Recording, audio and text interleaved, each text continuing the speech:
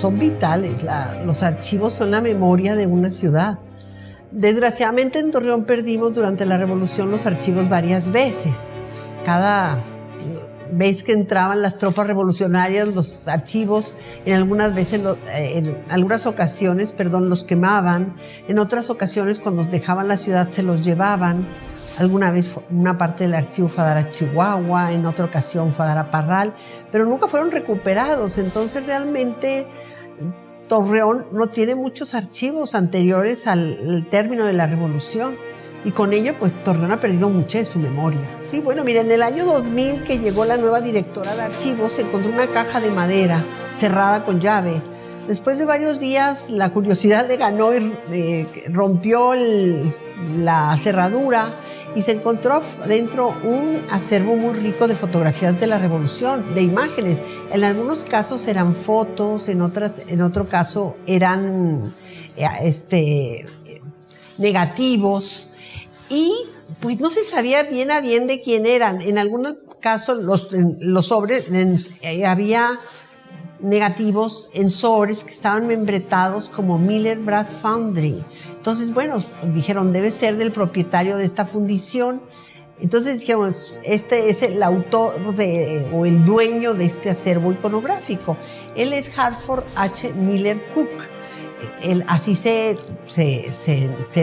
nombra él a sí mismo en los documentos. Venía de Martinsville, Illinois, había llegado a Torreón en 1905. Y era muy interesante ver que en algunos casos llevaban fecha. Entonces, ya que se da uno cuenta que son fotos de la Revolución. Bueno, voy a tratar de ir en orden porque me quiero saltar. Entonces, se da uno cuenta que la parte más grande del archivo es sobre la Revolución. Otra buena serie de fotografías de él, en las que él aparece en alguna de estas imágenes, es la construcción de la compresora de algodón, que en aquel momento era una empresa vital para la ciudad, porque abarataba mucho el traslado del algodón, llevarlo comprimido, porque si no ocupaba muchísimo espacio y entonces salía muy caro el transporte. La fotografía va a ser una afición, que él va primero a tomar fotos de su trabajo, la guayulera, la compresora, en algunos casos algunas pocas fotos de índole social, pero son realmente pocas. Y luego empieza a tomar fotos cuando empieza la Revolución. Y aquí es de llamar la atención su sensibilidad en cuanto que algo está pasando, porque empieza a ponerles fecha.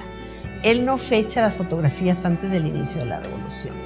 Entonces, eso va a convertir su archivo en un testimonio muy valioso, porque nos vamos a dar cuenta de muchos sucesos que hubo en Torreón, a los que no les habíamos dado gran importancia, o de los que casi no sabíamos, hasta que no vemos las fotos que él tomó. La etapa de la Revolución, pues más son fotos de calle y no son fotos de índole militar. O sea, él realmente no era un corresponsal de guerra, porque eso también hay que ver. Él sale cuando la situación se calmó.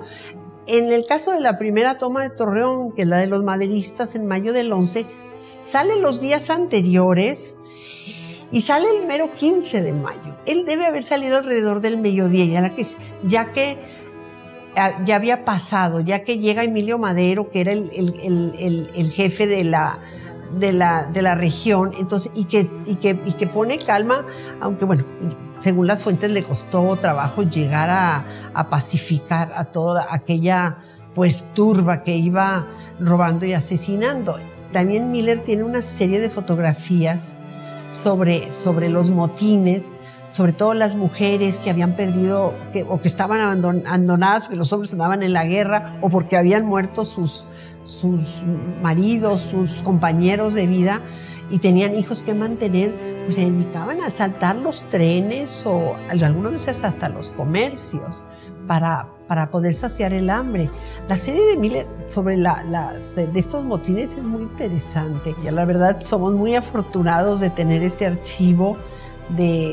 Hay mucho que estudiarlo todavía. Yo acabo de hacer una pequeña biografía porque no conocíamos nada de él. O sea, no sabíamos si había muerto aquí, si había ido a Estados Unidos, qué había pasado con él. Y bueno, ya sabemos que él se queda en Torreón que aquí hace su vida, deja de tomar fotografías a finales de los 30, yo me supongo que por problemas de la vista, porque al final algunas de sus fotografías finales pues no son muy buenas, son muy oscuras. Entonces yo pienso que deja de tomar fotografías, pero él sigue trabajando, tiene su fundición y va a morir a los 92 años aquí en Torreón en 1968. En esto de su trabajo de fundidor, él fue muy conocido por sus trabajos de fundición. La mayor parte de la candelería del Teatro Martínez la hizo él. Las campanas más antiguas de Torreón también las hizo él. Las campanas de Guadalupe, algunas del Perpetuo Socorro, fueron hechas por él. Realmente nos dejó fotografías, pero nos dejó también piezas de su trabajo de fundidor de bronce.